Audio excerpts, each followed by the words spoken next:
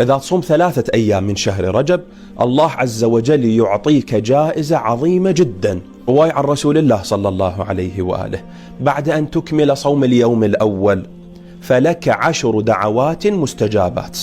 صمت اليوم الثاني، بعد اليوم الثاني يكتب لك أجر 10 من الصادقين، من المؤمنين الصادقين.